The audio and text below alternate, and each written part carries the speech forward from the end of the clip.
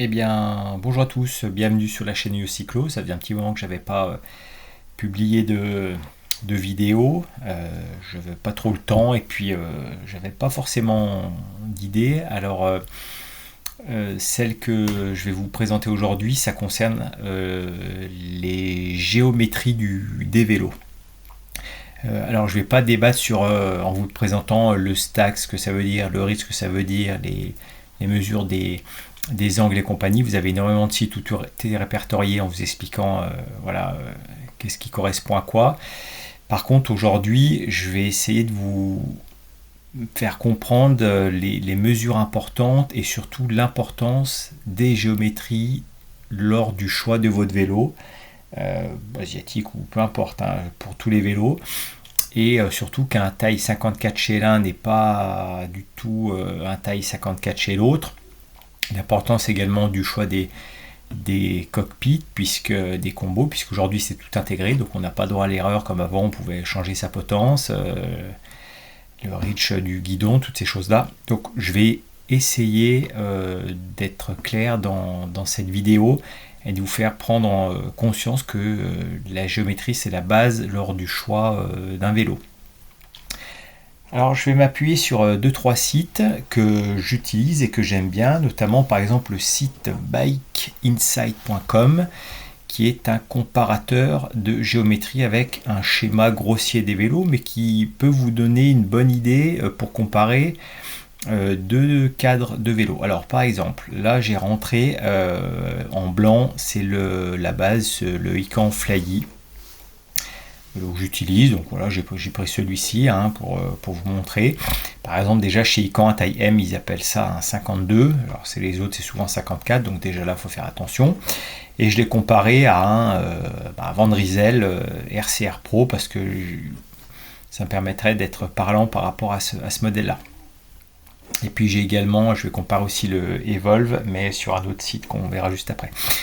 Alors si on prend le Ican, voilà les dimensions, les mesures à prendre en compte, vous allez avoir stack, reach, les top tubes, donc c'est le tube horizontal, et vous avez la douille de direction, ils appellent ça head tube. Alors pour juste un petit rappel, voilà, je prends ce schéma là, c'est chez Elves, donc le top tube c'est le tube horizontal, le reach c'est la mesure en gros de l'axe du boîtier de pédalier à l'axe de la douille de direction, le stack c'est axe de boîtier de pédalier et lorsqu'on recroise l'axe du top tube, le set tube c'est la mesure de hauteur du tube vertical, puis après vous avez les HA, c'est les angles head angle, donc angle de la douille de direction, CA, l'angle du tube de selle, et puis d'autres mesures. Acheter la douille de direction. Il y a des mesures plus importantes que d'autres, notamment le reach et le stack, qui sont très importants lors du choix du vélo, mais on ne peut pas se fier qu'à ça non plus. C'est un ensemble à prendre et à comparer. Même voilà, on ne peut pas dire qu'il faut prendre que ça et pas le reste. C'est tout le package. Si on revient sur notre premier site, alors par exemple, on prend le stack. Le stack du Ican qui est à 54,8. Donc je répète, ça va être en gros la hauteur du vélo. Et à 54,6 sur le Van Rysel. Donc le Van Rysel fait à la base 2 mm de moins en hauteur que le Ican. D'accord ? Par contre, quand on regarde la douille de direction, head tube, ça c'est la hauteur juste de la douille de direction, et ben on remarque que celle du Van Rysel fait 3,2 mm de plus que celle du Ican. Donc on pourrait penser, si on se fie à la douille de direction, on va dire la direction du RCR est 3 mm plus haute que le Ican. Donc si on veut mettre ses entretoises, on dit je peux mettre 3 mm de moins parce que la douille est plus haute, oui, mais finalement à la fin le stack, donc la hauteur totale de la direction, est 2 mm plus bas. Donc si vous supprimez encore 3 mm d'entretoise, vous aurez une direction d'un demi-centimètre plus basse. Donc attention, le stack, les douilles de direction. Donc dans ce cas-là, moi je préconise quand même fortement de prendre le stack en compte plus que la douille, puisque la douille, en fonction des tailles de vélo, ça peut vraiment varier. Vous voyez, si je me remets sur ça c'est le Elves Falat Pro. Alors pareil, les Chinois ils ont des tailles assez bizarres également. Vous voyez, bon là ils sont très très longs. Sur ce qu'ils appellent un 52, top tube 54,7, reach 39,3, donc on est à peu près sur un vélo en taille M. Et là, vous avez une douille de 12, vous voyez, 12. Donc pour vous dire comme elle est courte par rapport aux deux autres, douille de 12, par contre, stack de 54, d'accord? Donc finalement, le stack sur un taille M chez Elves, il est un petit peu plus petit que les deux autres, alors que la douille, elle est nettement plus petite que ces deux-là. Donc voilà, la hauteur, plus que la hauteur de douille, fiez-vous plutôt au stack, c'est là-dessus que ça vous permet de, votre vélo aussi, de choisir la taille du vélo, puis après surtout éventuellement de couper le pivot, les entretoiles. Si on prend le reach, donc la deuxième, là c'est la longueur horizontale, 38,4 pour le Ican, 38,8 pour le RCR, donc on pourrait penser que le RCR fait 4,2 mm de plus de reach que le Fly. Et puis après, pareil, quand on compare les top tubes, donc le tube horizontal, le Ican fait 54,6 et le RCR 55,6, donc 1 cm de plus. Alors le reach est la mesure axe de pédalier, axe de fourche fait 4 mm, et puis à la fin, le top tube du RCR fait 1 cm de plus. Donc on pourrait penser que si sur l'avant il y a 4 mm, il y a encore sur l'arrière 6 mm de plus que le Ican pour réussir à avoir cette différence d'un centimètre. Mais c'est pas forcément si facile, puisqu'après vous avez les paramètres qui vont être les angles de fourche, head tube angle, vous voyez, 72 degrés, 73 degrés pour les deux vélos, donc ce qui veut dire que la fourche du Ican est légèrement plus inclinée que la fourche du RCR, et puis vous avez les angles du tube de selle où là on aurait la même chose.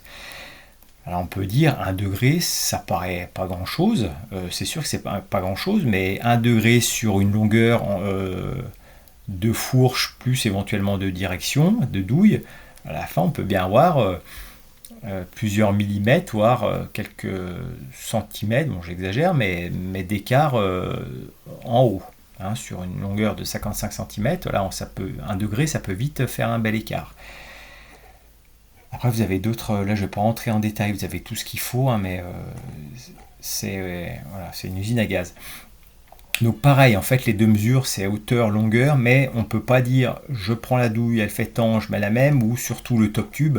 Moi j'ai un top tube de 54, donc je prends un vélo avec le même top tube, puisque finalement le Van Rysel, c'est pas parce qu'il est à 55,6 de top tube, donc il fait 1 cm de plus qu'à la fin vous serez moins bien dessus, puisque ça va dépendre également des angles de fourche et des angles de tube de selle qui vont faire que sur le vélo on est plus ou moins comme ça, un peu plus vers l'avant.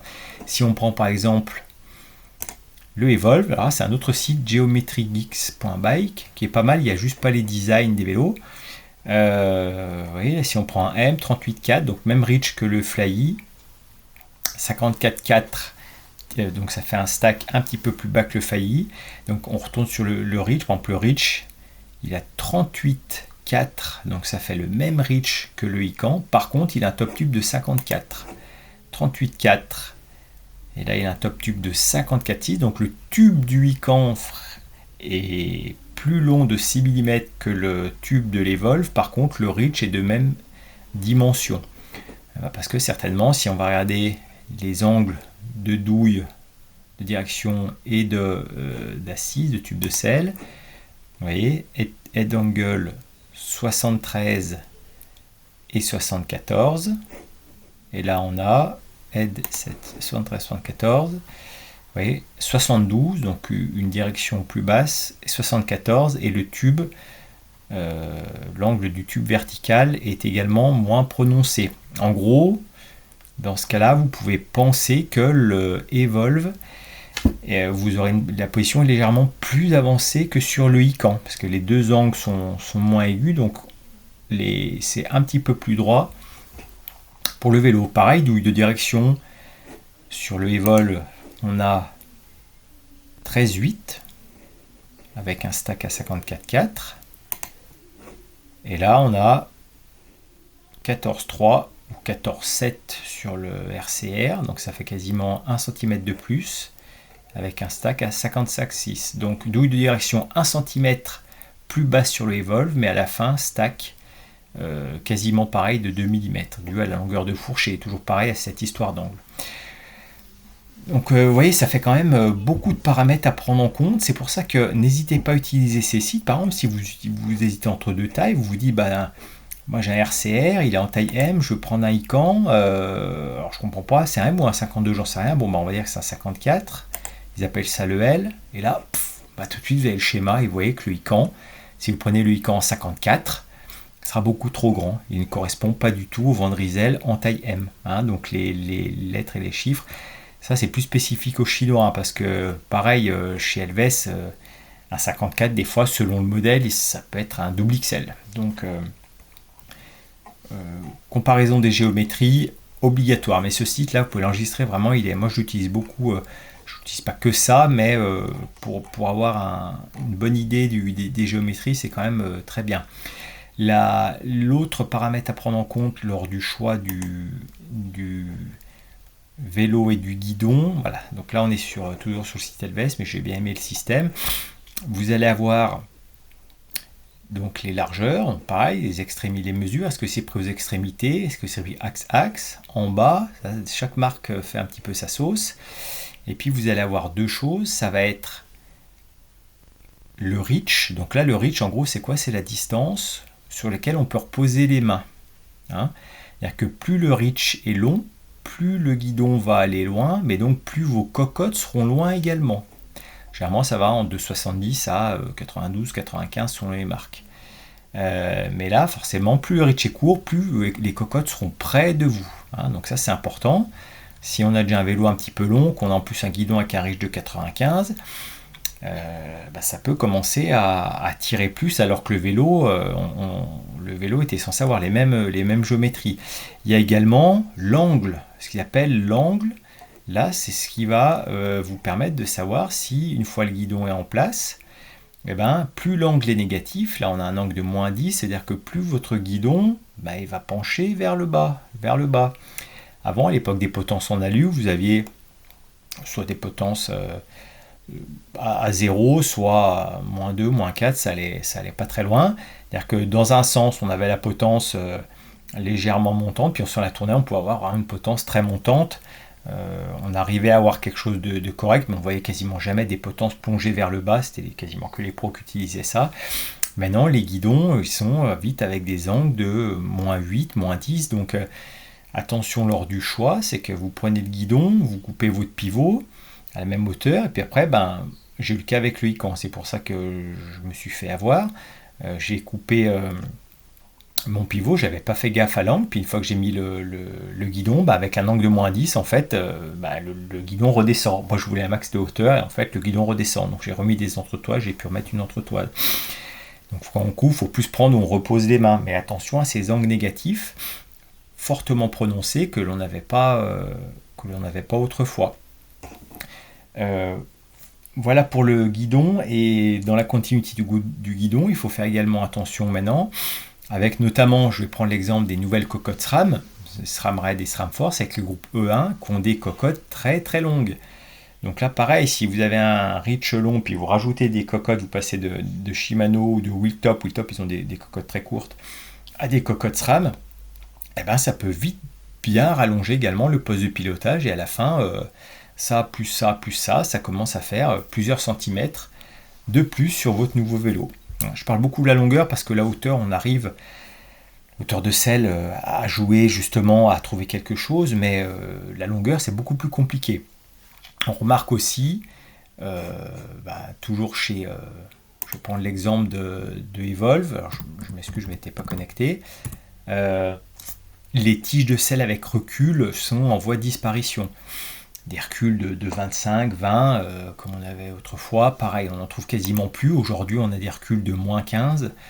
moins 10 ou même 0. Alors en tout cas les cadres chinois, ils proposent quasiment tout le temps le choix d'une tige de selle avec recul 10, 15 ou 0. Moi je sais que Elvès le fait pas, mais c'est 25 ou 12, mais la plupart des autres, on arrive à trouver quelque chose d'intéressant. Et puis, vous avez même ce qui arrive aujourd'hui avec, alors bon, je dis moins ou plus, tout dépend le sens, des tiges de selle chez Evolve avec des avancées. Alors, j'ai pas de photo, je vais quand même regarder si je trouve pas, c'est-à-dire que la selle, au lieu de reculer, en fait, elle va aller vers l'avant. Ça, on le voit de plus en plus chez les pros. J'ai vu Félix Gall sur le Van Rysel RCR, enfin c'était le RCR ou le nouveau, je ne sais plus, en montagne, il avait une avancée, sa tige de selle était droite et ensuite elle avançait légèrement vers l'avant pour être mieux positionnée en montagne. Donc on le voyait déjà sur des vélos de chrono depuis quelques années, des gars qui ont des avancées sur les tiges de selle, mais sur les vélos de série ça arrive également. J'aurais bien voulu vous montrer une photo, mais je ne sais pas si chez Evolve ils l'ont. Non, ouais, on ne voit pas. Ouais, eux ils disent voilà 5 mm offset. C'est en gros, ça vous permet d'être plus avancé par rapport au boîtier de pédalier, vous êtes plus au-dessus et vous développez plus d'efficacité lors du pédalage. Donc les reculs, on est de moins en moins reculé, on est de plus en plus en avant. Ça, c'est libre à chacun de penser ce qu'il veut au niveau des reculs. Moi, je suis à 100% convaincu des tiges de selle à 0, voire même d'avancer. J'ai pas essayé, mais pratiquant quasiment tout le temps de la montagne, moi j'ai tige de selle à 0 et ma selle avancée à fond et c'est même jamais suffisant. Je me trouve jamais assez en avant, mais je pédale énormément en bec de selle, VTT aussi, mais en route c'est bec de selle. Dès que je veux attaquer ou rouler un petit peu fort, je me tire vachement sur l'avant. Et avec un vélo avec un gros recul, c'est une vraie misère. Donc on se rend compte que les pros viennent aussi et ils doivent se rendre compte, je ne sais pas s'il y a des études là-dessus, mais qu'en tout cas, lorsqu'on veut attaquer, qu'on tient bien le guidon, si on est avancé, on arrive quand même à mieux se sentir, à peut-être développer un peu plus de force. Là, c'est mon avis, je ne sais pas ce qu'en pensent les études scientifiques, mais le constat est que commercialement parlant, les marques sortent des vélos avec des reculs beaucoup moins importants, donc c'est des tiges à 0, voire même des tiges légèrement avancées pour optimiser son pédalage en montagne ou en attaque. Voilà, je vais pas beaucoup plus développer, c'était pour parler de ça. Après 30-38, c'est les longueurs, mais ça on s'en fout, ça se recoupe. Mais voilà à quoi vous devez faire attention quand vous choisissez votre cadre et les géométries. C'est pas de dire j'ai toujours un M, je prends un M, ou j'ai un tube à 55, je prends un tube à 55. Il y a beaucoup plus de paramètres à prendre en compte. Il faut faire attention, il faut bien vous renseigner. J'ai régulièrement des clients qui ne savent pas forcément quelle taille prendre, ou des clients qui ont choisi un petit peu vite sans trop regarder les géométries, puis en fait une fois sur le vélo ils sont pas bien dessus. Il y a également des gros écarts de géométrie entre un vélo aéro typé course et un vélo d'endurance. Ça va être surtout sur un vélo d'endurance, il va être plus court et une direction, un stack plus haut, nettement plus haut. Donc vous serez bien mieux positionné sur un vélo d'endurance. Les vélos aéro aujourd'hui ont quand même des tubes assez longs, des directions assez basses. C'est vrai que c'est très joli, c'est efficace à une certaine vitesse. Par contre, il faut penser qu'est-ce qu'on peut tenir la position des heures. Ça, c'est une autre histoire. Personnellement, j'en suis absolument incapable de rouler avec un vélo aéro. Ça me broie le dos. Il y a aussi un dernier paramètre, c'est l'âge à prendre en compte. C'est-à-dire que je ne peux plus rouler avec les mêmes vélos, les mêmes géométries qu'il y aurait 10-15 ans en arrière. J'ai eu un très grave accident il y a quelques années, donc ça n'a pas aidé non plus. Mais aujourd'hui, moi, le vélo, il faut qu'il soit plus court qu'avant, et plutôt qu'avant, sinon je le tiens pas longtemps. Donc ça aussi, son âge, sa pratique, à prendre en compte lorsqu'on évolue, lorsqu'on veut changer de vélo. Même si les vélos aéros sont très jolis, des fois, c'est pas forcément les plus adaptés. Alors vous avez une solution qui est l'étude posturale. Alors l'étude posturale, moi je vois tout, il y en a qui sont très bien, puis il y en a, elles sont... j'en fais rien, c'est-à-dire que j'ai 30 lignes. Sur les 30 lignes, il y en a une qui va m'intéresser, mais ça va être la hauteur de selle. Voilà, ça généralement ça l'est. Mais sinon, il y y a quand même des études où il y a des trucs qui sont incalculables pour un gars dans un magasin. On n'a pas les outils qu'il faut, pas les outils de mesure, ou des données qui nous sont totalement inutiles. Bien souvent, il manque la hauteur, je sais pas, axe de roue, axe du guidon, ou seul axe du guidon. Enfin, après, ça peut dépendre des pneus et compagnie, mais avoir quelque chose et on ne sait même pas à combien couper le pivot. Par contre, vous aurez des mesures hyper scientifiques. Donc l'étude posturale, c'est très bien, mais encore faut-il qu'elle ait les données. Moi, j'avais fait, c'était en 2010, un BG Fit chez Specialized. C'était au début qu'ils lançaient ça. Ça durait un moment, c'était une super étude, ça durait 2 heures. Je me sers toujours de la hauteur de selle de l'époque. J'ai toujours cette hauteur de selle que je reporte sur mes vélos. Par contre, la longueur, ça a changé et avec ma pratique et avec le temps à l'époque, j'ai eu beaucoup de Specialized de tarmac dans ces années-là. J'avais une grande sortie de selle, donc le 54 ne pouvait pas convenir, donc j'avais des 56, mais en contrepartie, j'allais prendre des potences en 80 parce que sinon le 56 était trop long. Ça ne me gênait pas plus que ça, hein. Je roulais avec, mais maintenant, aujourd'hui, moi, un tarmac en 56, je reprendrais le même que l'époque, je ne peux pas rouler, il est carrément trop long et je serais mal dessus. Donc, et puis un 54, il sera trop bas également. Donc le tarmac, pour moi, les géométriques ne me conviendraient pas forcément. Voilà, mais il y a 10 ans en arrière, c'était le cas. Donc à penser aussi l'étude posturale, quand l'avez-vous faite et avez-vous évolué dans votre pratique depuis cette étude posturale? Par contre, généralement, la hauteur de selle, ça reste, hein, c'est quelque chose qui varie pas trop avec le temps. Les jambes, elles restent à la même longueur, mais la souplesse du dos pour l'avancer, pour tenir le poste de pilotage, ça évolue vraiment. Et à tenir compte dans sa pratique lors du choix du vélo. Je vais m'arrêter là pour aujourd'hui. Alors, la géométrie, c'est un sujet qui me passionne, donc je pourrais en parler des heures, j'adore ça. Parce qu'en fait, on trouve, il n'y a jamais de science exacte, hein, c'est adaptable à chacun, il y a des notions à connaître, mais ça évolue sans arrêt, et c'est très très intéressant de voir les chemins que prennent les constructeurs pour avoir des idées. Oui, Evolve, ils ont sorti une taille ML sur leur modèle, voilà, taille ML, c'est pour les gens comme moi, 1m80,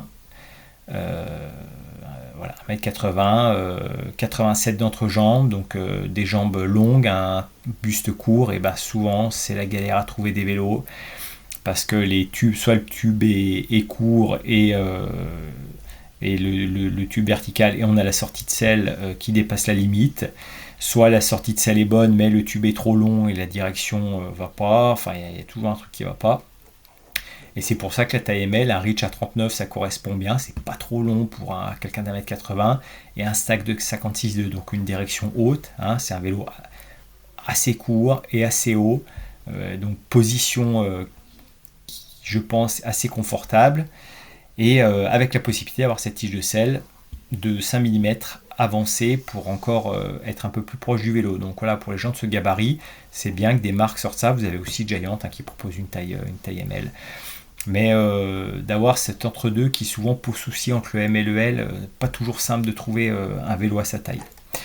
Et moi je vous dis à bientôt dans une prochaine vidéo, et puis n'hésitez pas à me faire part de votre expérience ou de vos connaissances ou des erreurs que j'aurais pu dire, s'il y a des choses à corriger ou vous n'êtes pas d'accord. Je lis avec plaisir vos commentaires sur le sujet. À bientôt.